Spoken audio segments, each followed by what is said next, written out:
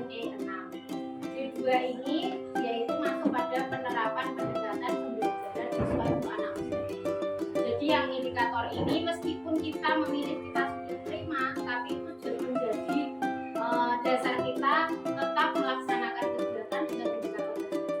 Kemudian yang kedua, indikator muatan pembelajaran yang membangun kemampuan berinteraksi. Ini sama jadi kegiatan pembelajaran kita bagaimana yang kita terapkan ke anak itu dari siswa perkembangan anak. Ini merupakan indikator-indikator yang perlu kita jadikan dasar prioritas kita melaksanakan kegiatan. Yang ketiga, D2, D3 dan ketiga ini ada E6. E6 ini yaitu indeks keliteraan orang tua wali atau untuk kesinambungan simulasi kesatuan kebijakan. Ini tiga indikator ini merupakan prioritas yang harus kita kembangkan di lembaga kita.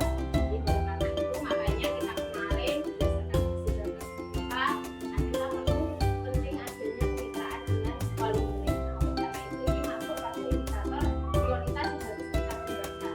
Jadi itu bisa diketahui semuanya hasil pelaksanaan pengisian rapor pendidikan kita kemarin itu. Nah ini cara membacanya ada yang tadi prima, mungkin ada yang banyak kok sudah prima kok kenapa masih diberikan dasar perbaikan gitu. Nah itu karena itu tadi di TK itu ada tiga indikator prioritas meskipun kita mengisi sudah prima tapi tetap dijadikan prioritas itu bisa dilihat pada sheet kedua di lembar identifikasi hasil mudah itu di sekolah kita yang di tengah itu yaitu kan ada D2, D3, E6. Kemudian kita tambah sesuai dengan hasil kita yang perlu dikembangkan. Nah ini D4 itu kita masuk di prakondusif dan E2 tadi yang perlu pengembangan. Makanya ini yang kita jadikan dasar untuk melaksanakan kegiatan yang kita tuangkan pada PKS. Sebenarnya ini hasil pengisian kita kemarin itu maksudnya diidentifikasi ada 5 indikator. Kemudian di lembar ketiga itu namanya IRD. IRD itu masuk mau ke rancangan RKS. Jadi indikator itu untuk apa?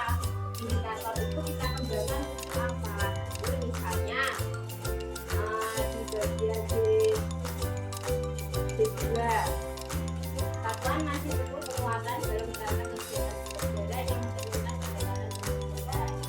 Ini kita kegiatan untuk peningkatan kita melakukan refleksi terhadap praktik pembelajarannya melalui komunitas belajar. Ini sudah kita lakukan Jadi kita melaksanakan refleksi